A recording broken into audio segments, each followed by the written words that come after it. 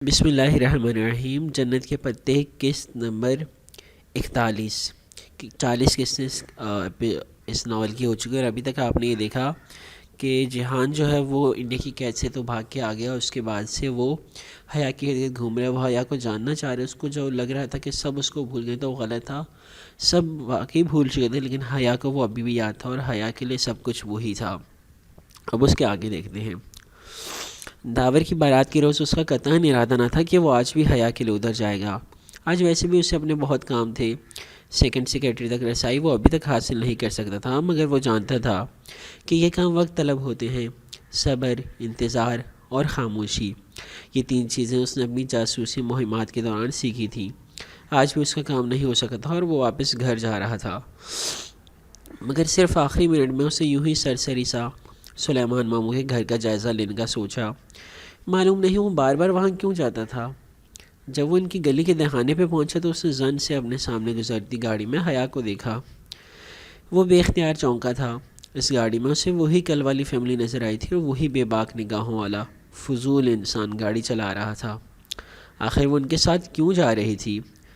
وہ فارغ تھا، اگر نہ ہوتا تب بھی ان کے پیچھے ضرور جاتا۔ جو بھی تھا وہ اس کی بیوی تھی، اور وہ اس وقت کچھ ایسے لوگوں کے ساتھ تھی جو اسے پہلی نظر میں ہی اچھے نہیں لگے تھے۔ کل اسے وہ ان سے مل کر ناخوش لگی تھی، مگر آج وہ انہی کے ساتھ تھی۔ وہ کل غلط تھا یا آج؟ وہ یہی دیکھنا چاہتا تھا۔ اور جب اس نے میرج ہال کی ایک طرف حیا کو گاڑی سے اتر کر دوبارہ فرنٹ سیٹ پر بیٹھتے دیکھا تو اسے دھچکا سا لگا تھا۔ وہ کیسے یوں کسی کے ساتھ بیٹھ سکتی تھی؟ کیا وہ ہر ایک کے ساتھ بیٹھ جانے والی لڑکی تھی؟ اسے شدید غصہ آیا تھا۔ ایک تو اس کا لباس، پھر وہ اتنا میک اپ کرتی تھی، اتنی نگ سگ سے تیار ہوتی تھی، اوپر سے رات کا وقت۔ اس کا دل چاہا تھا کہ وہ ابھی اس کو ہاتھ سے پکڑ کر اس آدمی کی کار سے نکال لے، اور اگر اس نے وہ عجیب سا حلیہ نہ اپنایا ہوتا تو شاید وہ یہ کر بھی دیتا۔ جب وہ گاڑی سے نکلا تھا تو فرائی پین بھی ساتھ ہی اٹھا لیا جو اپنے اس گیٹ اپ کے ساتھ وہ رکھا کرتا تھا۔ کاملیت اس کے ہر کور میں نمایاں ہوتی تھی، اور جب اس نے اس نوجوان کے سر کے پچھلے حصے پہ فرائی پین مار کر اسے گرایا تو بھی اس کا غصہ کم نہیں ہوا تھا۔ وہ اور کچھ نہیں کر سکتا تھا، کوئی حق نہیں جتا سکتا تھا، مگر وہ اس لڑکی کو گردن سے پکڑ کر میرج ہال کے دروازے تک چھوڑ سکتا تھا، اور یہ اس نے کیا۔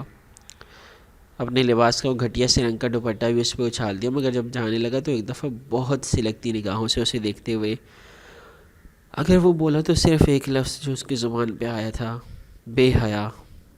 ہاں، وہ اسی قابل تھی۔ پچھلے 2 روز میں اگر اس کے دل میں کوئی نرم گوشہ جاگا تھا تو اب وہ ختم ہو چکا تھا، جیسے کوئی دل سے اتر جاتا ہے، جیسے کسی کے بارے میں انسان شک و شبہ میں پڑ جاتا ہے۔ وہ اس وقت ایسا ہی محسوس کر رہا تھا۔ اب وہ اسے نہیں ملنا چاہتا تھا، اور اگر وہ اسے استنبول آنے سے روک سکا تو ضرور روکے گا، لیکن وہ ان کے گھر نہیں جائے گا۔ اس کا فیصلہ آسان ہو گیا تھا۔ ہر مشرقی مرد کی طرح اس کی بھی خواہش تھی کہ اس کی بیوی ہر کسی کی گاڑی میں بیٹھ جانے والی لڑکی نہ ہو، اور آج جو اس نے دیکھا اس سے نہ صرف وہ بدظن ہوا تھا بلکہ وہ اس لڑکی کے بارے میں شدید قسم کے شک و شبہ میں پڑ گیا تھا۔ یہ بھی تو ممکن تھا کہ وہ اس لڑکی کو پسند کرتی ہو۔ یہ الگ بات ہے کہ اس کی جرأت نے اسے بوکھلا دیا ہو اور وہ فطری رد عمل کے تحت بھاگی ہو، مگر کم از کم ایک بات واضح تھی کہ پسند ناپسند ایک طرف، مگر وہ کسی کو اپنے قریب آنے نہیں دیتی تھی۔ لیکن یہ بھی ہو سکتا ہے کہ اس لڑکی کے والد کے رشتہ بھیجنے میں حیا کی رضا شامل ہو، اور اسی لیے وہ جہانیہ ممی کی آمد کا پوچھ رہی تھی تاکہ جلد از جلد یہ رشتہ منطقی انجام تک پہنچ جائے اور وہ اپنی مرضی سے کسی اور سے شادی کر لے۔ لعنت ہے مجھ پر جو میں نے سلیمان ماموں کی بیٹی اور فرقان ماموں کی بھتیجی سے اچھی امید رکھی۔ دل میں آئے بغض کو ختم کرنے کے لیے اسے بہت سا وقت چاہیے تھا۔ وہ ایسا آدمی نہیں تھا کہ چند گھنٹوں بعد ٹھنڈا ہو کر سوچنے پہ دل صاف کر لے۔ برسوں اس نے اس دنیا میں کام کیا تھا جہاں ہر شخص کے 2 سے زیادہ چہرے ہوتے تھے۔ دوسرے انسانوں پر سے اعتبار تو وہ بہت پہلے کھو چکا تھا، اب اپنی بیوی پر سے بھی کھو دیا تھا۔ اچھا ہی ہوا کہ وہ ماموں سے ملنے نہیں گیا، امید دلائے بغیر رشتہ ختم کرنا زیادہ بہتر تھا۔ بس چند دن وہ اس لڑکی پہ مزید نظر رکھے گا۔ آخر اسے ممی کو اس رشتے کو توڑنے کے لیے ٹھوس وجوہات بھی تو دینی تھی۔ ایک دفعہ پھر وہ اپنی سوچ میں حیا سے واپس اس لڑکی تک آ گیا تھا۔ اگلا منظر، وہ نوجوان جس کے ساتھ اس نے اس لڑکی کو بیٹھتے دیکھا تھا اور بعد ازاں اسے فرائی پین بھی دے مارا تھا، وہ اس کے ذہن سے نکل نہیں پا رہا تھا۔ اگلے کچھ دن وہ بہت مصروف رہا اور اس سے اپنے ماموں کے گھر کے قریب سے بھی گزرنے کا وقت نہ ملا، لیکن شک کا جو کھٹکا اس کے دل میں پڑ گیا تھا اسی کی تصدیق کے لیے اس نے حیا کی ای میل ایڈریس پہ کلون لگا دیا تھا۔ اس کا ای میل ایڈریس ممی نے روہیل سے لے کر دیا تھا اسے۔ اس کلون ہیکر کے باعث اب اس ای میل ایڈریس میں جیسے ہی کوئی میل آتی یا باہر جاتی تو اگلی ہی سیکنڈ وہ اسے اپنے فون پہ موصول ہو جاتی۔ وہ اس لڑکے کا نام نہیں جانتا تھا اور اتنا وقت بھی نہ تھا کہ اس کے بارے میں معلومات حاصل کرتا پھرے۔ اسے بس یہی معلوم کرنا تھا کہ اس کی منکوحہ کسی اور کے ساتھ وابستہ تو نہیں، اگر ہے تو بہت اچھا، کوئی ٹھوس چیز اس کے ہاتھ لگ جائے پھر ممی کو راضی کر لے گا۔ ابھی تک اسے کوئی خاطر خواہ کامیابی نہیں ملی تھی، مگر اس کا تذبذب بہرحال ختم نہیں ہوا تھا۔ داور کی شادی کو 8-9 دن گزر چکے تھے۔ اس سے پہر جب وہ اپنے اپارٹمنٹ کا لاک کھول رہا تھا اس کا موبائل بجا۔ دروازہ احتیاط سے تھوڑا سا کھول کر اندر داخل ہوتے ہوئے اس نے آنے والا پیغام کھولا۔ وہ حیا کی ای میل کی کاپی تھی جو اس نے ابھی ابھی بھیجی تھی۔ دروازہ دوبارہ اندر سے لاک کرتے ہوئے جہان نے موبائل کی اسکرین پہ چمکتا پیغام پڑھا، national response centre for cyber crime. اس نے جنبے سے اس ایڈریس کو دیکھا جس کو ای میل بھیجی گئی تھی۔ اس کو کیا ضرورت پڑے گی سائبر کرائم میل کو میل کرنے کی؟ میل میں ایک ویب سائٹ پہ کسی ویڈیو کا پتہ لکھا تھا اور ساتھ میں ایک مختصر سی شکایت تھی جس کے مطابق اس کے کزن کی مہندی کی تقریب جو کہ چند روز قبل منعقد ہوئی تھی کہ کوئی فیملی ویڈیو انٹرنیٹ پر ڈال دی گئی تھی۔ وہ اس کے خلاف پرائیویسی ایکٹ کے تحت شکایت کر رہی تھی کہ اسے فوری طور پہ ہٹایا جائے۔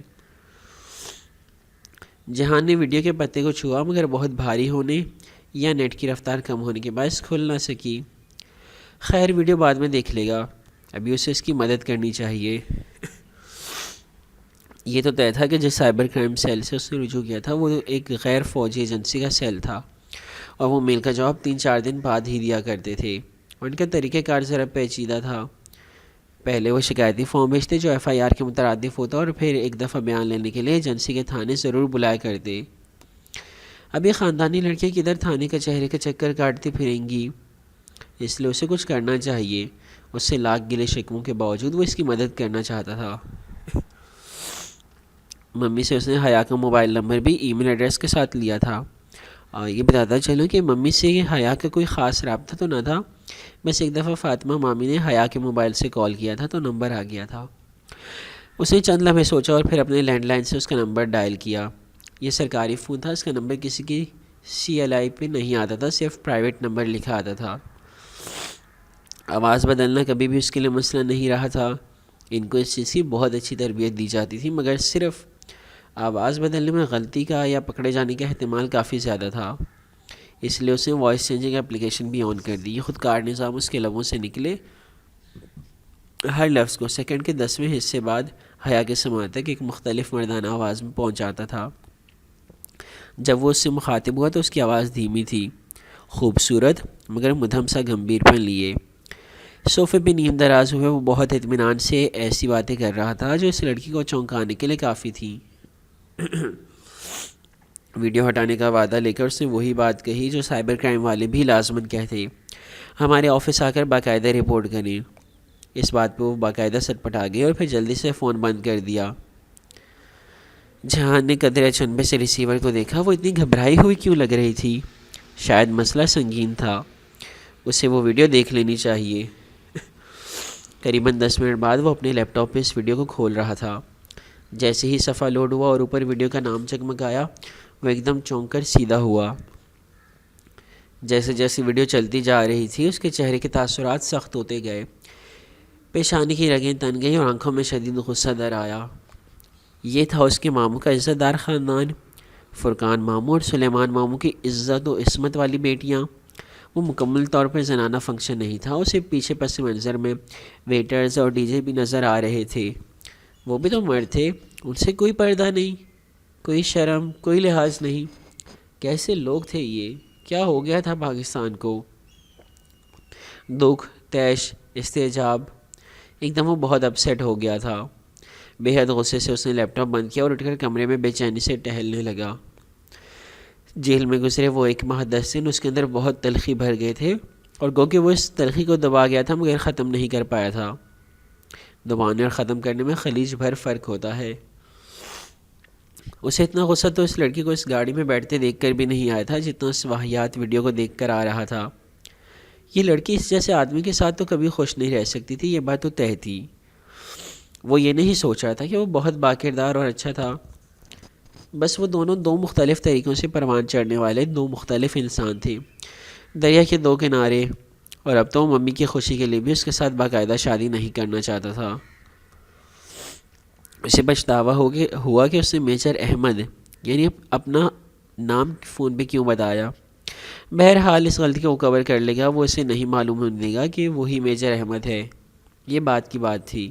ابھی مسئلہ اس کے اسکالرشپ کا تھا۔ جب یہ طے تھا کہ وہ اس کے ساتھ رشتہ نہیں رکھنا چاہتا تو پھر وہ کیوں اگلے 5 ماہ استنبول میں اس کے لیے ہلکان ہو۔ ممی کا خیال تھا کہ وہ آئے گی تو انہی کے پاس رہے گی۔ اس صورت میں تو اور بھی مسئلہ ہوگا کہ وہ استنبول میں 2 شناختوں کے ساتھ رہ رہا تھا، کبھی جہانگیر میں رہنا پڑتا تو کبھی بیو قدا میں۔ اگر وہ 2 دن بھی اس کے گھر رہی تو جان جائے گی کہ اس کی سرگرمیاں مشکوک ہیں۔ ایسے میں اس کے لیے خود کو چھپا کر رکھنا مشکل ہو جائے گا، اور اب جب کہ اسے زندگی میں شامل نہیں کرنا تو پھر رازوں میں بھی شریک نہیں کرنا۔ وہ یہی بات بار بار سوچے جا رہا تھا۔ ان کے اگلا منظر۔ ان کے ہاں کام کرنے کے 2 طریقے بتائے جاتے تھے، بالواسطہ اور بلا واسطہ۔ بلا واسطہ طریقہ وہ عموماً پہلے استعمال کرتا تھا، اگر وہ ناکام ہو جائے تب بالواسطہ راستہ چنا جاتا۔ فی الحال وہ یہی چاہتا تھا کہ کس طرح وہ لڑکی ترکی نہ آئے۔ اس کی وجہ اس نے اپنے آپ کو یہی بتائی کہ وہ یہ صرف اور صرف اپنی دوسری زندگی میں کوئی گڑبڑ ہونے سے بچانے کے لیے کر رہا ہے۔ وہ آئے گی اور پھر وہ اس سے ملے گی، اس سے امیدیں وابستہ کر لے گی، یا شاید وہ طلاق لینا چاہے۔ اس صورت میں ممی ہرٹ ہوں گی۔ ممی ان سارے مسئلوں سے بچنے کا ایک ہی طریقہ تھا، کچھ ایسا ہو جائے جس سے وہ رک جائے اور استنبول جانے کا پروگرام منسوخ کر دے۔ حماد اس کے آفیشل کام میں آج کل اس کی مدد کروا رہا تھا۔ وہ اپنے ایکسیڈنٹ کے باعث لمبی چھٹی پہ تھا، اس لیے بے آسانی اس کے ساتھ کام کر سکتا تھا۔ اس نے حماد سے مدد لینے کا سوچا۔ دیکھو میں صرف تمہاری تسلی کے لیے تمہاری مدد کرنے پہ تیار ہوں، ورنہ میرا ذاتی خیال ہے کہ تمہاری بیوی ترکی پڑھنے جا رہی ہے، تمہاری نگرانی کرنے نہیں۔ اس کو کبھی بھی تمہاری سرگرمیوں پہ شک نہیں ہوگا، تم ہر چیز ٹھیک سے سنبھالنا جانتے ہو۔ اصل بات یہ ہے کہ تم اس کو وہاں اپنے قریب دیکھنا نہیں چاہتے۔ تمہیں ڈر ہے کہ کہیں تم اس سے محبت نہ کرنے لگ جاؤ، اور اس صورت میں تمہیں اپنے ماموں کے سامنے ہارنا پڑے گا۔ تمہارا دل اس رشتے کو رکھنے پہ راضی ہے، مگر دماغ جو آج بھی اپنے ماموں سے انتقام لینے کا خواہش مند ہے، خائف ہے کہ کہیں دل کے جذبات انا پہ حاوی نہ ہو جائیں۔ پھر بھی جو میں کر سکا کروں گا۔ حماد نے بالکل ثانیہ کی طرح کی بات کی۔ حماد نے سب بہت اطمینان سے کہا۔ جہان خفگی سے سر جھٹک کر رہ گیا، جیسے اسے سچ سن کر برا لگا ہو۔ بہرحال وجہ جو بھی ہو، وہ پاکستان سے روانگی سے قبل اس درد سر سے چھٹکارا چاہتا تھا۔ دوسری طرف اس نے وہ ویڈیو انٹرنیٹ پہ ڈالنے والے کو بھی ٹریس کر لیا تھا۔ وہ وہی مووی میکر تھا جو مہندی کی تقریب کی ویڈیو بنانے وہاں گیا تھا، اور یہ کام اس نے اپنے موبائل کے کیمرے کے ذریعے ایک ویٹر سے لیا تھا۔ اس نے اپنی ایجنسی کے سائبر کرائم سیل والوں کے حوالے سے آدمی کو کرا دیا تھا، اور اس نے جس چیز کو ویڈیو دی تھی وہ بھی نکلوا لی تھی۔ پھر بھی اگر نیٹ پر سے کسی نے اپنے کمپیوٹر میں محفوظ کر لیا ہو تو اس کا کوئی ریکارڈ نہ تھا۔ کہیں نہ کہیں تو وہ ویڈیو ضرور ہوگی، ساری دنیا سے تو وہ نہیں نکلوا سکتا تھا۔ بہرحال اس نے مووی میکر کے اکاؤنٹ کو اپنی دسترس میں لے لیا تھا۔ ویڈیو اس نے ہٹائی نہیں کہ ہٹانے کی صورت میں وہ لڑکی کبھی اس سے ملنے نہ آتی، مگر اس کا صفحہ بلاک ضرور کر دیا، کیونکہ اس کے ماموں کے گھر کے سیکٹر کے علاوہ وہ ملک میں کہیں بھی نہیں دیکھی جا سکتی تھی۔ اسے پورا یقین تھا کہ اپنی ویڈیو ہٹوانے کے لیے وہ اس کے پاس ضرور آئے گی۔ اگلے روز اس کو حماد کے ساتھ 4-5 گھنٹے سڑک پہ میڈم سیکنڈ سیکرٹری کے کار کے انتظار میں گزارنے تھے۔ وہ ایک ایسی مرکزی اشارہ تھی جہاں ہر پل رش ہوتا تھا۔ اس کو موہوم سی امید تھی کہ وہ شاید وہ بھی یہاں سے گزرے۔ وہ عموماً ہر وقت باہر ہی نکلی ہوتی تھی، وہ گھر میں بیٹھنے والی لڑکیوں میں سے نہیں تھی۔ اس سڑک پر تو نہیں، مگر قریب میں ایک ذیلی سڑک پر وہ ایک ٹریفک جام میں ضرور پھنسی ہوئی تھی۔ جہان اور حماد کا کام آج بھی نہیں ہو سکا، سو اس نے سوچا وہی دوسرا کام نپٹا ہی دے۔ پاکستان میں اس نے عورتوں کو اگر کسی شے سے بہت ڈرتی دیکھا تھا تو وہ خواجہ سرا کی بد دعا تھی۔ بالخصوص سفر سے پہلے اگر خواجہ سرا بد دعا دے دے تو اس بدشگونی کے بعد لوگ سفر ترک کر دیا کرتے تھے۔ وہ اس بد دعا کے اس اصل کو بھول جایا کرتے تھے کہ بد دعا چاہے نیک آدمی دے یا فاسق، چاہے معذور دے یا صحت مند، وہ تب تک آپ کو نہیں لگ سکتی جب تک آپ اس کے اہل نہ ہوں۔ اگر آپ اس کے اہل نہ ہوں تو وہ دینے والے پہ پلٹ آتی ہے۔ مگر اسے امید تھی کہ اس کی بیوی بھی انہی ضعیف العقیدہ لوگوں میں سے ہوگی جو خواجہ سرا کی بد دعا سے ڈرتے تھے۔ وہ صرف 5 منٹ اس کام کے لیے نکال سکتا تھا، اسے واپس جا کر رپورٹ کرنی تھی۔ مگر جب ان دونوں نے اسے متوجہ کیا تو ایک دم وہ اتنے غصے میں آ گئے کہ ان کی کوئی بات سنی ہی نہیں۔ حماد تو جانے کون سی باتیں لے کر بیٹھ گیا، مگر وہ سننے کو تیار ہی نہ تھی۔ اسے جیسے بھلا دیا تھا کہ ڈالی نے کبھی اس پہ کوئی احسان کیا تھا۔ وہ کوئی بات سننے پہ تیار ہی نہ تھی، بلکہ مسلسل ان کو ہٹنے اور جانے کا کہہ رہی تھی۔ یہاں تک ہوتا تو ٹھیک تھا، مگر وہی اس لڑکی کی ایک دم سی ریکٹ کر دینے کی عادت۔ اسے حماد کی انگلیاں شیشے میں دے دیں۔ وہ ذرا سا زخم اتنا تکلیف دہ نہ ہوتا اگر حماد کا وہ ہاتھ فریکچر کے بعد اب تندرستی کی طرف نہ بڑھ رہا ہوتا۔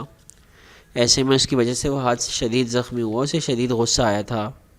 دوسری طرف اس کا دوسرا کام بھی نہیں ہو سکا۔ ان دونوں باتوں پہ وہ شدید غصے کا شکار ہو رہا تھا، وہ اسے نہیں روک سکا۔ اسے اپنی یہ بسی غصہ دلا رہی تھی۔ اس رات وہ بہت دیر تک اس بارے میں سوچتا رہا تھا۔ وہ منظر جب وہ اس لڑکے کی کار میں بیٹھ رہی تھی اور وہ ویڈیو وہ کبھی بھی فراموش نہیں کر پا رہا تھا۔ اسے اس لڑکی سے کوئی تعلق نہیں رکھنا تھا، پھر بھی ایک دفعہ وہ اس سے ملنا چاہتا تھا۔ اگر وہ اسے کسی طرح اسکالرشپ لینے سے باز رکھ سکتا تھا تو یقیناً وہ اسے ترکی میں نہیں دیکھے گا، اس لیے یہ ملاقات اہم اور ضروری تھی۔ وہی بستر پہ لیٹے لیٹے اس نے اپنے لینڈ لائن سے اس کا نمبر ملایا۔ کافی گھنٹے کے بعد اس نے فون اٹھا لیا اور چھوٹتے ہی ملنے کے لیے رضامندی ظاہر کر دی۔ ایسے لگتا تھا جیسے وہ نیند سے بیدار ہوئی ہو، اور اس کے انداز سے بھی یہ ظاہر تھا کہ وہ گھر والوں کو بتائے بغیر ملنے آئے گی۔ پتہ نہیں اس نے ان سفید پھولوں کے بارے میں اپنے گھر میں کیا بتایا ہوگا۔ شاید اس نے کوئی بہانہ کر دیا ہو، شاید پھول چھپا دیے ہوں۔ کوئی بعید نہیں کہ کل وہ اپنے ابا کے ساتھ لے آئے۔ ویسے اسے امید نہیں تھی کہ وہ گھر والوں کو درمیان میں لائے گی۔ جو بھی تھا وہ لڑکی کافی باہمت اور اپنے مسائل خود حل کرنے والی لڑکی لگتی تھی۔ اس سے ملنے کے لیے ایک جعلی سیف ہاؤس کا انتظام زیادہ مشکل نہیں تھا۔ سب انتظام اس نے خود ذاتی طور پہ کیا تھا، البتہ یہ طے تھا کہ وہ اسے اسکرین کے پیچھے سے بات کرے گا۔ جیسے بعض اوقات کچھ لوگوں کو تفتیش یا پوچھ گچھ کے لیے بلا کر بات کی جاتی تھی۔ اسے اپنا درست نام میجر احمد بتا کر البتہ غلطی کی تھی۔ ہو سکتا ہے فرقان محمد کی وہ بات کہ سکندر کا بیٹا لاہور میں پوسٹڈ ہے اسے سن رکھی ہو اور وہ اس بارے میں شبہات کا شکار ہو سکتا ہے کہ اس کے دادا کا نام بھی معلوم ہو، اور اب اگر ایک میجر احمد اس کے سامنے خود کو چھپاتا ہے تو وہ 2 جمع 2 کر کے یہ جان سکتی تھی کہ وہ کون ہے۔ وہ اتنی ذہین تھی یا نہیں وہ نہیں جانتا تھا، لیکن وہ خود ایک کاملیت پسند تھا۔ اس کی کور سٹوری میں کوئی خامی، کوئی جھول نہیں ہونا چاہیے، یہ اس نے اپنی جاب کے دوران سیکھا تھا۔ اس کے پاس حیا کو دینے کے لیے کوئی ٹھوس وجہ ہونی چاہیے تھی کہ وہ کیوں اس سے اسکرین کے پیچھے سے بات کر رہا ہے، اور وجہ بہت سادہ تھی۔ وہ اسے تاثر دے گا کہ اس کا چہرہ جھلسا ہوا ہے۔ اسکرین چونکہ فراسٹڈ گلاس کی تھی تو اس کے پیچھے اگر وہ احمد کا آدھا جھلسا چہرہ دیکھتی تو جھلسا ہوا حصہ نمایاں نہ ہوتا۔ دھندلے شیشے کے باعث اسے کافی گہرے رنگ کا برن بنانا تھا۔ وہ یہی قیاس کرے گی کہ وہ اپنے احساس کمتری کا شکار ہے اور اسی لیے ایک خوبصورت لڑکے کے سامنے آنے سے خائف ہے۔ ایک کامل اور ٹھوس وجہ۔ اس کے علاوہ ایک وجہ اور بھی تھی۔ اگر وہ اس کی بات نہیں سمجھتی اور اسکالرشپ سے پیچھے نہیں ہٹتی تو وہ ایک آخری کوشش کے طور پہ حماد کو اس سے بات کرنے کو کہے گا، اور حماد کے نزدیک اس مسئلے کا سب سے بہترین حل یہی تھا کہ وہ خود کو میجر احمد ظاہر کر کے اس سے مل لے اور کسی بھی طرح اسے سمجھا دے کہ اس کے شوہر کے لیے یہ درست نہیں ہوگا کہ وہ وہاں جائے، اور یہ کہ اس کا شوہر کہیں اس کی وجہ سے مصیبت میں نہ پڑ جائے۔ ابھی اس گفتگو کا پورا متن طے ہونا باقی تھا، مگر یہ طے تھا کہ وہ یہ کوشش ضرور کرے گا۔ اس کا کوئی قریبی رشتہ دار ان کے قریب استنبول میں رہے، یہ ان کے لیے کوئی خوش آئند بات نہیں تھی۔ مجھے تو اب بھی لگتا ہے تم اپنی مسز کے آنے سے خائف اس لیے ہو کہ تم کہیں ان کی محبت میں مبتلا نہ ہو جاؤ، کہیں تم ان سے متاثر نہ ہونے لگو، اور کہیں تمہارے پاس ان کو اپنی زندگی سے نکالنے کی وجہ ختم نہ ہو جائے۔ حماد اس کا مکمل ساتھ دے رہا تھا، مگر ساتھ میں وہ مسکرا کر ایسا تبصرہ بھی کر دیا کرتا تھا۔ وہ سر جھٹک کر نظر انداز کر دیتا۔ جب وہ میجر احمد کے اس خود ساختہ آفس آئی تو چیکنگ کے بہانے اس کا موبائل اس سے لے لیا گیا، اور اس میں ایک بہت وسیع رینج کا حامل GPS ٹریسنگ ڈیوائس ڈال کر واپس کر دیا گیا۔ اب اگر وہ ترکی چلی جائے تب یہ ڈیوائس اس کے بہت کام آئے گی۔ جب وہ اندر آئی اور جہان اس سے مخاطب ہوا تو سب سے پہلے اس نے اسے یقین دلایا کہ اس ویڈیو کو وہ شہر کے ایک ایک بندے سے نکلوا چکا ہے۔ یہ سچ تھا، کم از کم شادی کے فنکشن کی مووی بنانے والے جس مووی میکر کی یہ حرکت تھی اسے پوچھ گچھ پہ ہر اس شخص تک ان کو رسائی دے دی تھی جس کو اس نے یہ ویڈیو دی تھی۔ پھر بھی وہ جانتا تھا کہ اگر ان لوگوں نے ویڈیو مزید آگے کی ہو یا لوگوں نے انٹرنیٹ سے ڈاؤن لوڈ کر لی ہو یا کسی بھی دوسری صورت میں کہیں نہ کہیں وہ ویڈیو ضرور کسی کے کمپیوٹر میں پڑی ہوگی، لیکن بعض باتیں انسان غیر ارادی طور پر کہہ دیتا ہے۔ جیسے جب اس نے بتایا کہ اس نے صرف صبر نہ کر سکنے کے باعث ملاقات کا بہانہ بنایا تھا تو لمحے بھر کو وہ خود بھی حیران رہ گیا۔ ان پچھلے چند دنوں میں دیکھے جانے والے ناقابل برداشت مناظر کے باوجود وہ اس لڑکے سے بغیر کسی وجہ کے ملنا چاہتا تھا، یا پھر جو وجوہات اس کے پاس تھی وہ محض اس کے قریب رہنے کا جواز تھا۔ شاید حماد ٹھیک کہتا تھا، پھر بھی وہ جانتا تھا کہ وہ دو بہت مختلف سے لوگ کبھی بھی ایک نہیں ہو سکیں گے۔ اس ملاقات میں اس نے اس لڑکے سے چند ایک سوال پوچھے جن پہ حسب عادت وہ تب اٹھی، یہاں تک کہ جب وہ اسے نصیحت کرنا چاہ رہا تھا اس نے ٹھیک سے جواب بھی نہیں دیا، نہ ہی اس کی بات میں دلچسپی لی۔ تب اس نے وہ سوال کیا جس سے وہ شادی کے بارے میں اس کی ترجیحات جان سکے۔ وہ جانتا تھا کہ وہ فوراً انکار کر دے گی، مگر کس وجہ کی بنا پر؟ اور جب اس نے وجہ بتائی تو لمحے بھر کو وہ خود بھی چونک کر رہ گیا۔ وہ جتنے یقین اور استحقاق سے میرا شوہر کہہ رہی تھی وہ پھر سے اپنے بارے میں بے یقین ہونے لگا۔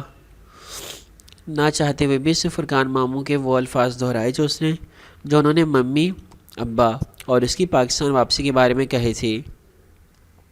وہ صرف یہ جاننا چاہتا تھا کہ وہ اس کے ابا کے بارے میں کتنا جانتی ہے، مگر وہ حسب عادت بھڑک کر اٹھ گئے۔ تب اس نے اپنے قریب رکھے سرخ گلابوں کے بکے میں کہ آج اسے واقعتاً سفید گلاب نہیں ملے تھے، نہ اسے تگ و دو کی تھی، ایک ننھا سا کارڈ لکھ کر ڈالا، آنے کا شکریہ ARP۔ کارڈ اس نے پھولوں کے اندر رکھ دیا۔ اس کے ساتھی نے بعد میں باہر جا کر حیا کو پھول دینے چاہے، مگر اس نے تو ان کو دیکھا تک نہیں اور چلی گئی۔ وہ جیسے بہت غصے میں تھی۔ ان تمام دنوں میں یہ وہ پہلا دن تھا جب جہان نے اس پہ بہت وقت صرف کیا تھا، گو کہ وہ بنیادی طور پہ اتنا چوکس آدمی تھا کہ اس سے وقت نکالنا آتا تھا، مگر ابھی تک جو وہ خود سے کہہ رہا تھا کہ وہ یہ صرف اسے اسکالرشپ سے روکنے کے لیے کر رہا ہے خود بھی نہیں سمجھ پایا کہ اگر وہ اس کے سامنے آئی بیٹھی تھی تو اس نے ہر بات کہہ دی سوائے اسکالرشپ نہ لینے کے۔ وہ اس بارے میں ایک لفظ بھی نہیں کہہ سکا۔ کیوں؟ شاید اس لیے کہ ان کی گفتگو جس تلخ موڑ پہ آ کر رکی تھی اس کے بعد اس کو کسی کام سے منع کرنے کا مطلب تھا کہ وہ جان بوجھ کر وہی کام کرے گی، مگر وہ ایک دفعہ پھر سے کوشش کرنا چاہتا تھا۔ اگلے 2 دن وہ اپنے کام بیک اپ کرتا رہا۔ اس کا کام ٹھیک سے نہیں ہو پایا تھا کیونکہ میڈم سیکنڈ سیکریٹری واپس آ رہی تھی کسی میٹنگ کے سلسلے میں۔ اس کے پیشے میں اکثر ایسا ہی ہوتا تھا، بہت صبر و تحمل سے کسی کی معلومات کی ملنے کے انتظار کے بعد ایک دم سے ناکامی کا منہ دیکھنا پڑتا تھا۔ تیسرے روز وہ رات میں پھر جناح سپر مارکیٹ کے ایک ویران سے چبوترے پہ سے ملا تھا۔ دنیا کے ہر حساس ادارے میں سب سے زیادہ قدیم اور کسی حد تک گھسا پٹا طریقہ جو کسی بھی شخص کا احسان و اعتماد جیتنے کا بتایا جاتا تھا وہ یہی تھا کہ پہلے آپ اپنے مطلوبہ شخص کو کسی مصیبت میں گرفتار کروائیں، پھر عین وقت پہ پہنچ کر خود کو ہیرو ثابت کر دیں۔ اگر اگلا شخص عقل مند ہوا تو آپ کی حرکت جان جائے گا اور کبھی بھی آپ کا احسان مند نہیں ہوگا۔ اسے نہیں معلوم تھا کہ وہ کتنی عقل مند ہے، البتہ وہ یہ نہیں جان پائی کہ لڑکے اسے کس کے کہنے پہ ستا رہے تھے۔ اس روز اسے وہ ذرا غائب دماغ لگی تھی، جیسے کسی بات پہ الجھی ہوئی ہو۔ وہ اپنے شوہر کو ڈھونڈنا چاہ رہی تھی۔ آج پھر اسی گفتگو میں شوہر کا تذکرہ تھا۔ وہ اب بھی نہیں سمجھ پا رہا تھا کہ وہ اپنے شوہر کا انتظار کیوں کر رہی ہے، تاکہ رشتہ ختم کر سکے یا پھر رشتہ نبھا سکے۔ جو بھی تھا وہ میجر احمد کا امپریشن اس پہ بہت اچھا ڈالنا چاہتا تھا۔ وہ نہیں چاہتا تھا کہ اسے شک بھی پڑے کہ وہی ڈولی دراصل میجر احمد ہے۔ چبوترے پہ جانے سے قبل اس نے چند ایک رسمی فکرے ریکارڈ کر کے اس ریکارڈنگ کا ٹائم لگا دیا تھا۔ عین وقت پہ ہونے پہ حیا کا فون بج اٹھا۔ وہ یہ بھی دیکھنا چاہتا تھا کہ وہ میجر احمد کے احسان مند ہے بھی یا نہیں، مگر اس نے عادت کے مطابق پوری بات سنے بغیر ہی جھڑک کر فون رکھ دیا۔ وہ میجر احمد کو پسند نہیں کرتی، وہ جان گیا تھا۔ پھر اسے وہ گاڑی والا لڑکا یاد آتا تو لگتا کہ وہ واقعی جہان سے رشتہ ختم کرنا چاہتی ہے۔ شاید میجر احمد کے سامنے وہ اپنے شوہر کا ذکر صرف دھمکی کے طور پہ کر رہی تھی تاکہ وہ اسے تنگ نہ کر سکے۔ جب وہ جانے لگی تو اس نے وہی کہا جو وہ کہنا چاہتا تھا۔ شاید اس کی بد دعا سن کر وہ رک جائے۔ پھر وہ چبوترے کی دیوار کے عقب میں جا کھڑا ہوا تھا، تب بھی اسے امید تھی کہ وہ مڑ کر ضرور آئے گی، یہ دیکھنے کہ وہ کون ہے اور کیوں ہے۔ مگر وہ ذرا سی رکی، مڑ کر دیکھا اور پھر آگے واپس پلٹ گئی۔ اس کا ذہن واضح طور پر کہیں اور الجھا تھا۔ جہان کا کام نہیں ہو سکا تھا، اب مزید یہاں ٹھہرنا بیکار تھا۔ اس کو اب واپس جانا تھا۔ 15 جنوری کو اس کی فلائٹ تھی اور اس کے پاس اب صرف ایک دن تھا۔ صرف اور صرف اپنے دل کو مطمئن کرنے کے لیے وہ ایک آخری کوشش کرنا چاہتا تھا۔ میں صرف تمہاری تسلی کے لیے ان سے بات کر لوں گا، ورنہ مجھے یقین ہے کہ تم اب خود بھی نہیں چاہتے کہ وہ رک جائیں۔ اگر ایسا ہوتا تو تم اس کے لیے کوئی مؤثر طریقہ اپناتے، ان کے پیپر ورک میں مسئلہ کرواتے، ان کے والدین کو کس طرح اپروچ کر کے انہیں باز رکھنے کا کہتے۔ مگر تم جو بھی کر رہے ہو وہ اس لیے نہیں کہ ان کو روک سکو، بلکہ اس لیے ہے تاکہ تم ہر دوسرے دن ان سے ملنے یا ان کو دیکھنے کا موقع پیدا کر لو۔ تمہارا دل کہتا ہے کہ تم یہ رشتہ نبھاؤ، اور یہ کہ وہ ضرور ترکی آئیں تاکہ تم ان کو بہتر طور پر جان سکو، مگر تمہارے دماغ میں تمہارے ماموں کے خلاف جو عناد بھرا ہے وہ تمہیں یہ رشتہ توڑنے پہ اکساتا ہے۔ تم خود بھی کنفیوزڈ ہو جہان کہ تمہیں کیا کرنا ہے، مگر کبھی کبھی انسان کو خود سے سچ بول لینا چاہیے، اس سے بہت سی کنفیوژن ختم ہو جاتی ہیں۔ مگر وہ حماد کی ایسی ساری باتیں نظر انداز کر دیا کرتا تھا۔ اب بھی وہ اسی بات پہ قائم تھا کہ وہ اپنی بیوی کو اپنے قریب ترکی میں نہیں دیکھنا چاہتا۔ چونکہ اب اس کو روانگی کا حکم مل چکا تھا اور کل دوپہر میں اس کی فلائٹ تھی، سو وہ ایک آخری کوشش آج کے دن کرنا چاہتا تھا۔ حماد کو آج اپنی امی اور بہن اینی کے ساتھ شاپنگ پر جانا تھا۔ وہ لوگ اس کی شادی کی شاپنگ کر رہے تھے، دوسری طرف جہان اپنے اپارٹمنٹ میں پیکنگ کر رہا تھا۔ ساتھ میں وہ اپنے ٹریسر کا اسٹیٹس ضرور چیک کرتا تھا۔ صبح وہ ڈپلومیٹک انکلیو میں تھی، پھر پنڈی چلی گئی، شاید اسے وہاں سے کچھ اٹھانا ہو، کیونکہ پھر وہ واپس ڈپلومیٹک انکلیو چلی گئی۔ ابھی دوپہر پوری طرح سے نہیں چاہی تھی جب جہان نے اسے F7 کی طرف جاتے دیکھا۔ کل رات بھی وہ جناح سپر میں تھی، سو آج بھی شاید وہیں جا رہی تھی۔ اس لڑکی کو شاپنگ کا بہت شوق تھا۔ بہرحال اس نے حماد سے بات کی۔ وہ لوگ F10 جا رہے تھے، مگر چونکہ وہ حیا سے بات کرنے کے لیے راضی تھا، اس لیے وہ جناح سپر چلا آیا۔ حماد اس سب کو ایک اتفاقی ملاقات کی طرح پلان کرنا چاہ رہا تھا، چونکہ یہ طے تھا کہ وہ اسے اپنے میجر احمد ہونے کا تاثر دے گا۔ اس لیے یہ غلط لگتا کہ جو شخص اپنی بدصورتی کے باعث پہلے اس کے سامنے نہیں آ رہا تھا، اب بالمشافہ ملاقات پہ راضی ہو گیا تھا۔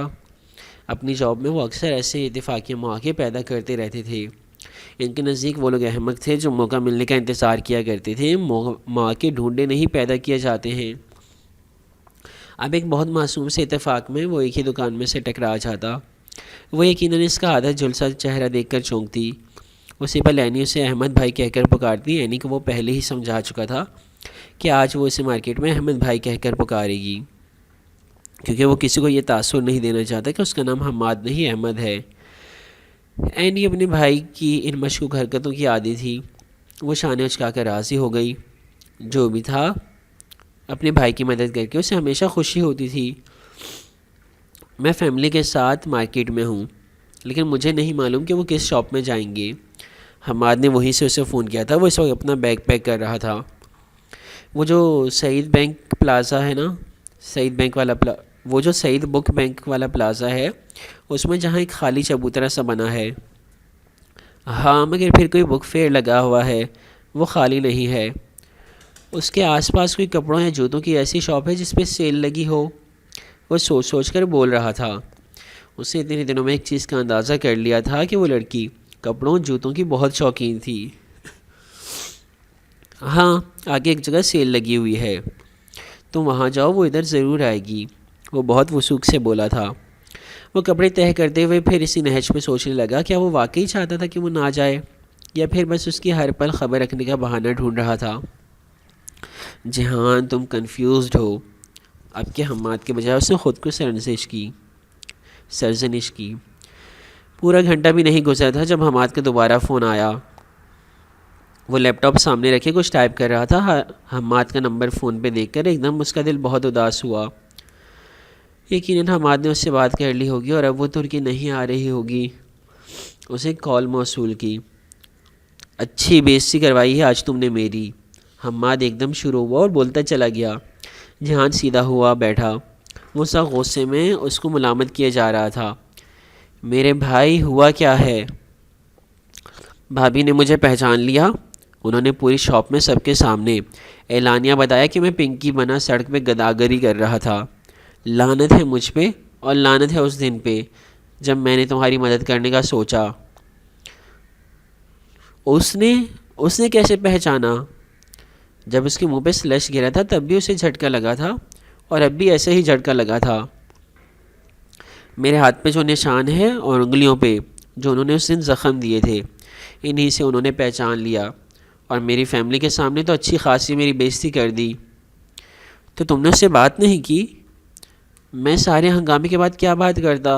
میں تو جلدی سے وہاں سے نکلنے کی کوشش کر رہا تھا مگر وہ شاپ کیپر آ گیا. اس دن ثانیہ اور میں نے یہیں سے شاپنگ کی تھی. وہ ہمیں جانتا تھا. بس شکر تھا کہ اس نے میرا نام نہیں لیا. مگر غصے سے بولتے بولتے وہ ایک دم رکا. تم جو چاہ رہے تھے کہ میجر احمد کا امپریشن اچھا پڑے وہ اب نہیں ہو سکے گا کیونکہ میں نے عینی سے کہا تھا کہ وہ مجھے احمد کہہ کر پکارے گی اور اس نے تمہاری مسز سے لڑتے ہوئے بھی میری ہدایت یاد رکھی. اس سے بہتر تھا میں تمہیں کام نہ ہی کہتا. جہان ایک منٹ مجھ سے بول لو خیر ہے مگر خود سے جھوٹ مت بولو. سچے دل سے تسلیم کر لو کہ تم کبھی ان کو روکنا نہیں چاہتے تھے. اب کہ حماد کو غصہ آ رہا تھا. تم اب بھی چاہتے ہو کہ وہ تمہارے استنبول ضرور آئیں اس لیے اس بارے میں پریشان مت ہو اور جانے کی تیاری کرو. ویسے اچھی خاصی خوش اخلاق بیگم ہے آپ کی. اس کی آخری بات پہ وہ بے اختیار ہنس دیا تھا. حماد ٹھیک کہتا تھا. اسے اپنے اندر کی کنفیوژن ختم کر دینی چاہیے. وہ اس کے ترکی آنے سے پریشان تھا مگر ناخوش نہیں. اسے بالآخر خود سے سچ بول ہی لیا. وہ کسی لڑکے کے اپنے اعصاب پہ حاوی ہو جانے سے ڈرتا تھا. لڑکی بھی وہ جو سلیمان ماموں کی بیٹی تھی. مگر اسے ایسا نہیں سوچنا چاہیے. جب اسے ماموں سے انتقام لینا ہی نہیں ہے تو پھر ان کے خلاف دل میں عناد کیوں رکھے؟ اور شاید وہ خود بھی یہ رشتہ نہ چاہتی ہو. جہان کو اس کے اس لڑکے کی گاڑی میں بیٹھنا یاد تھا. چلو ٹھیک ہے وہ آ جائے گی تو کبھی نہ کبھی وہ اس سے یہ بات کلیئر کر لے گا. اب وہ مطمئن تھا. اگلا منظر آفس میں نیم اندھیرا پھیلا تھا. کھڑکیوں کے باہر شام اتر آئی تھی. وہ ابھی تک اسی پوزیشن میں بیٹھی ایک ٹک لیپ ٹاپ کی اسکرین کو دیکھ رہی تھی. آنسو اس کے گالوں پہ لڑک لڑک کر اب سوکھ چکے تھے. کہیں پس منظر میں فون کی گھنٹی بج رہی تھی مگر وہ اس جانب متوجہ نہیں تھی. اوکے آپ کو جو میں نے ہمیشہ سے کہا ہے نا کہ نمرا فوراً کے فوراً منظر بدل لیتی ہے. اب فوراً کے فوراً حال میں آ گئے ہیں جہاں حیا اپنے آفس میں بیٹھی ہوئی ویڈیو دیکھ رہی ہے. وہ صرف اس ایک شخص کو دیکھ رہی تھی جو اس سے ہم کلام تھا. بہت مختصر الفاظ میں اپنی کہانی سناتے ہوئے بھی درمیان میں اٹھ کر وہ کافی بنا لایا تھا. فارغ تو وہ بیٹھ ہی نہیں سکتا تھا. وہ اسے جانتی تھی مگر آج جب اس نے ویڈیو کے کھلتے ہی جہان کو بویو قدا کے سفید محل میں موجود عبد الرحمن پاشا کے کمرے کی کمپیوٹر چیئر پہ بیٹھتے دیکھا تھا تو اسے لگا تھا وہ اس شخص کو نہیں جانتی نہیں پہچانتی. وہ اس ویڈیو میں اور اے آر پی کے کمرے میں کیا کر رہا تھا. مگر پھر جیسے جیسے وہ سنتی گئی اس کے اعصاب سن پڑ گئے. پہلے سے شوق لگا پھر غصہ چڑھا مگر ایسا غصہ جو شطرنج میں اپنے ذہین مقابل کی چال پہ مات کھا جانے سے چڑھتا ہے. اور پھر اس کی جگہ دکھ نے لے لی. پہلی دفعہ اسے احساس ہوا تھا کہ جب تک انسان دوسرے کی جگہ پہ کھڑا نہ ہو اسے پوری بات سمجھ میں نہیں آتی. ٹیلی فون کی گھنٹی ابھی تک بج رہی تھی. اس نے ہاتھ بڑھا کر ویڈیو کو وہی روکا. ابھی وہ آدھی بھی نہیں ہوئی تھی اور ابھی تک جہان نے اس آدمی کا ذکر نہیں کیا تھا جس کے چہرے پہ حیا نے کافی الٹی تھی. اگر اس کا وہ غریب سا ریسٹورنٹ آنر جہان ہی عبد الرحمن پاشا تھا, عائشہ اور بہارے کا عبد الرحمن پاشا, تو پھر وہ بیچارہ کون تھا جس پہ اس نے کافی الٹی تھی اور وہ جس کو اس نے جہان کے ساتھ پینٹری میں دیکھا تھا. مگر ایک منٹ, اس نے دونوں کن پٹیوں کو انگلی سے دباتے ہوئے سوچنا چاہا۔ اس کو کس نے کہا تھا کہ وہ عبد الرحمن ہے؟ کسی نے بھی نہیں۔ اس نے آنے کے ساتھ اس کی تصاویر دیکھ کر خود یہ فرض کر لیا تھا کہ وہی عبد الرحمن ہوگا۔ تب وہ نہیں جانتی تھی کہ آنے کا ایک دوسرا بیٹا بھی ہے، ان کا اصلی بیٹا، گمشدہ بیٹا، جو عرصہ پہلے عدالار چھوڑ کر چلا گیا تھا۔ ہاں وہی تو تھا ان کا گمشدہ بیٹا، تبھی تو اس کی تصاویر گھر میں ہر جگہ لگی ہوئی تھی۔ پاشا بے، مسٹر پاشا، اسی نام سے جہان اسے ریسٹورنٹ میں پکار رہا تھا جب اس نے ان کی باتیں سنی تھی۔ عبد الرحمن پاشا اور پاشا بے دو الگ الگ لوگ تھے۔ فون مسلسل بجے جا رہا تھا۔ اس نے اکتا کر میز پہ رکھے فون کو دیکھا۔ ابا کی سیکریٹری کو کہا بھی تھا کہ اسے مت ڈسٹرب کرے مگر کوئی سنے تو۔ اس نے ریسیور اٹھایا۔ جی میم، ولید صاحب آپ سے ملنا چاہتے ہیں، وہ اصرار کر رہے ہیں، میں انہیں بھیج دیں؟ اس نے ناگواری کی اٹھتی لہر کو دبا کر کہا اور فون رکھا۔ صرف اس فضول آدمی کی وجہ سے اس کا کردار جہان کی نظر میں مشکوک ہو کر رہ گیا تھا۔ صرف یہی نہیں، وہ کمپنی کے ساتھ بھی وفادار نہیں تھا۔ آج تو وہ اچھی طرح نپٹے گی اس سے۔ اس نے آفس کا لاک کھولا اور نقاب کی پٹی سر کے پیچھے باندھ لی، پھر لیپ ٹاپ بند کر کے فلیش ڈرائیو ڈبی میں واپس ڈال دی۔ باقی ویڈیو وہ گھر جا کر دیکھے گی۔ ویسے بھی شام ہونے کو آئی تھی، وقت کا کچھ پتہ ہی نہیں چلا تھا۔ ابھی تک اس کے اعصاب شل تھے۔ دروازہ کھلا اور ولید لمبے لمبے ڈگ اٹھاتا اندر داخل ہوا۔ اس کے لبوں پہ ہمیشہ کی طرح استہزائیہ مسکراہٹ بیکری تھی۔ وہ کرسی پہ ٹیک لگائے دونوں ہاتھوں پہ کہونیاں جمائے اسے آتے دیکھتی رہی۔ کیسی ہیں آپ میڈم ایم ڈی؟ اس کے سامنے کرسی کھینچ کر بیٹھتے ہوئے وہ بولا۔ آپ بتائیں کیا کام تھا؟ وہ خشک لہجے میں بولے۔ وہ رات پھر سے تازہ ہو گئی۔ کیا سوچتا ہوگا جہان اس کے بارے میں؟ اف، کل بورڈ آف ڈائریکٹرز کی میٹنگ میں ہم آپ کے خلاف قرارداد لا رہے ہیں، وہ پتہ دینے والی مسکراہٹ کے ساتھ کہتے ہوئے اس کی میز سے پیپر ویٹ اٹھا کر انگلیوں میں گھمانے لگا۔ کیسی قرارداد؟ اس نے حتی الامکان لہجے کو نارمل رکھنے کی صحیح کی۔ آپ جانتے ہیں کہ تمام ڈائریکٹرز اگر مل کر ایم ڈی کے خلاف قرارداد لائیں، عدم اعتماد کی قرارداد، تو ایم ڈی کو ہٹایا جا سکتا ہے۔ وہ خاموشی سے اسے دیکھتی رہی۔ شاید ولید نے تازہ کمپنی لاء پڑھا تھا، ورنہ اسے یہ خیال پہلے دن آنا چاہیے تھا۔ کل آپ اس آفس سے باہر ہوں گی۔ مجھے افسوس ہو رہا ہے مگر ہم نے بہت برداشت کر لیا آپ کو۔ آپ جیسی عورتوں کی جگہ گھر میں ہوتی ہے یا مدرسے میں، ادھر نہیں۔ وہ اب بھی لب بھینچے اسے دیکھتی رہی۔ آپ یوں کریں، اپنی ضروری اشیاء سمیٹ لیں، آخر کل آپ کو یہ جگہ چھوڑنی جو پڑے گی۔ میں یہی بتانے آیا تھا ادھر، وہ فاتحانہ انداز میں کہتا اٹھ کھڑا ہوا۔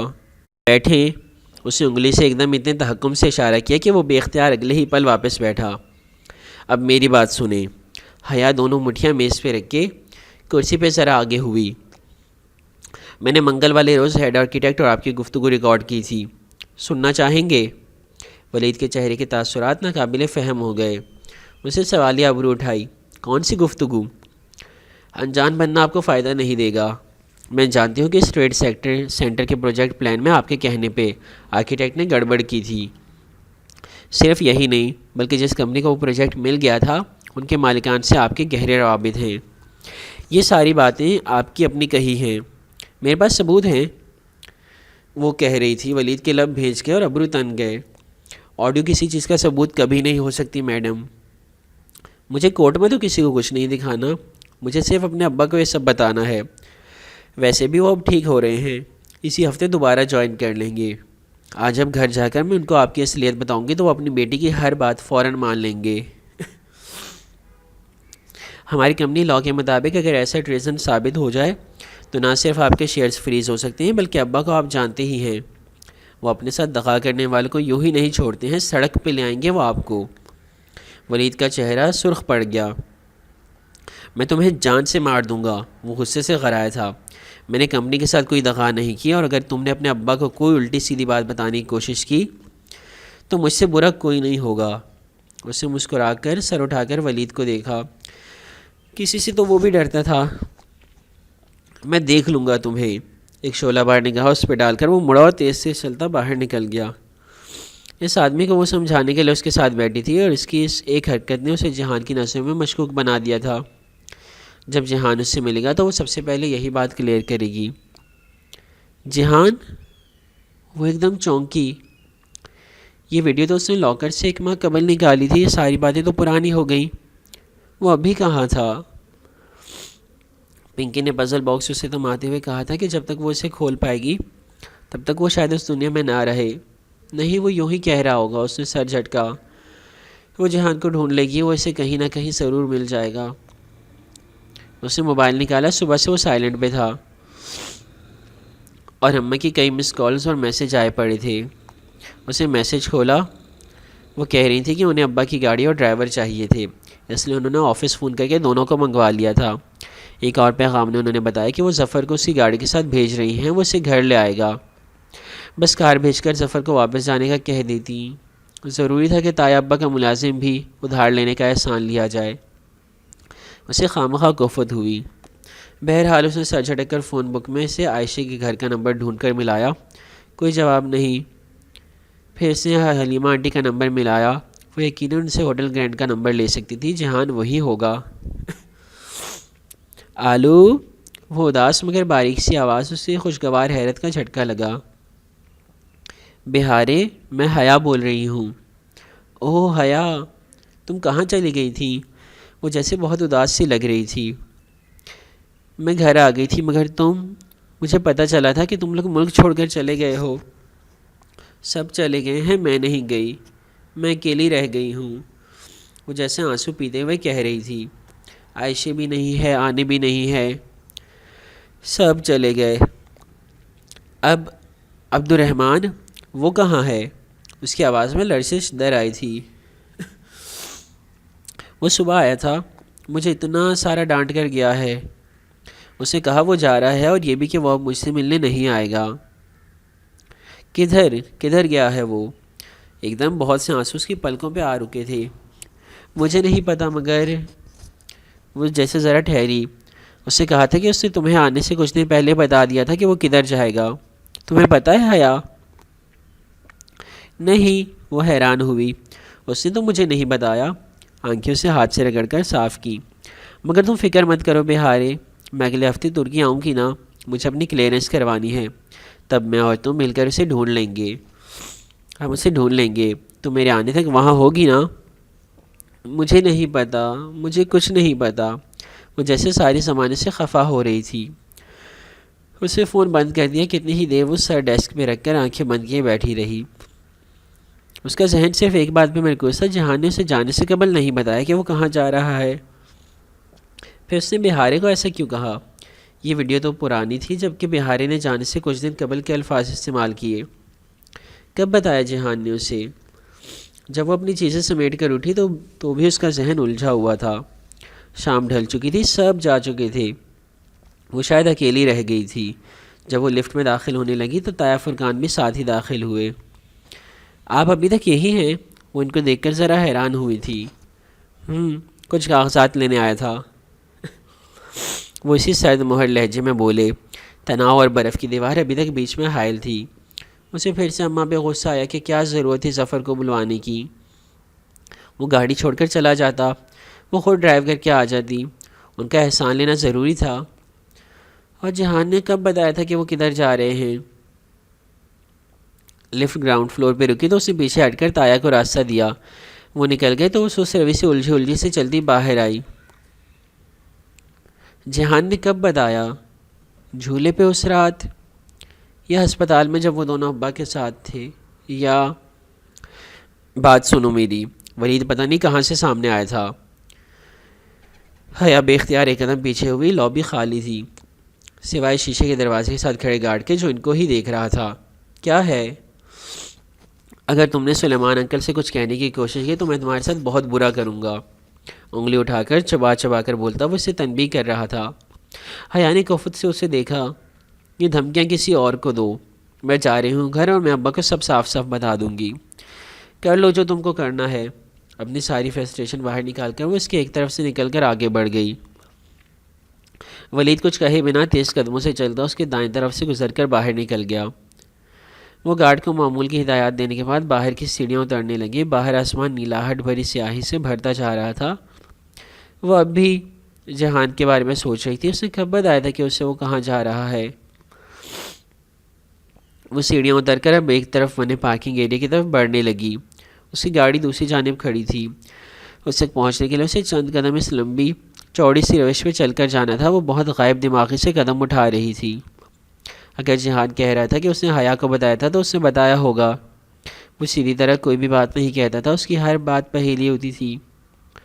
آخر کب بتایا اس نے؟ روش پہ چلتے ہوئے اس نے ذہن پہ زور ڈالنے کی کوشش کی۔ کہیں دور اسے کوئی پکار رہا تھا۔ اس کے نام کی پکار بار بار پڑ رہی تھی۔ وہ اتنی الجھی تھی کہ سن نہیں پائی۔ تیز روشنی اس کے پیچھے سے آ رہی تھی، ساتھ میں ٹائرز کی آواز۔ ایک دم جیسے کسی خواب سے جاگ کر وہ چونک کر پلٹی۔ وہ ولید کی گاڑی تھی اور وہ تیز رفتاری سے اس روش پہ چلاتا آ رہا تھا اس کے اوپر چڑھانے کے لیے۔ ولید رکو! اس کے لبوں سے کراہت تک نہ نکل سکی۔ سانس رکا اور ساتھ میں پورا وجود شل ہو گیا۔ وہ اپنی جگہ سے ہل بھی نہ سکی۔ تیز ہیڈ لائٹس اتنے قریب تھی کہ اس نے اپنے بچاؤ کے لیے صرف چہرے کے آگے دونوں ہاتھ کیے۔ دوسرے ہی لمحے بہت زور کی ٹکر نے اسے سڑک کی دوسری جانب لڑک دیا۔ گاڑی زن سے آگے بڑھ گئی۔ باب نمبر 11 ختم ہوا۔ اگلے ایپیسوڈ میں انشاءاللہ باب نمبر 12 ہوگا۔ یہاں تو ہم بات کر رہے تھے کہ جہان مر رہا ہے، جہان زندہ ہے، جہان کا تھا پتہ نہیں یہاں حیا کے ساتھ پتہ نہیں ٹکر میں کتنی زخمی ہوئی ہوگی، کیا لگی ہوگی اس کو۔ ایک طرف سلیمان ماموں اسپتال میں، اب دوسری طرف حیا اسپتال میں ہوگی، پتہ نہیں کیا ہوگا۔ ویسے حیا کو پکار کون رہا تھا دور سے؟ حیا نے تو اس کی آواز ہی نہیں سنی۔ خیر جو بھی ہے انشاءاللہ اگلے ایپیسوڈ میں دیکھیں گے۔ تب تک اپنا خیال رکھیے گا۔ اللہ حافظ۔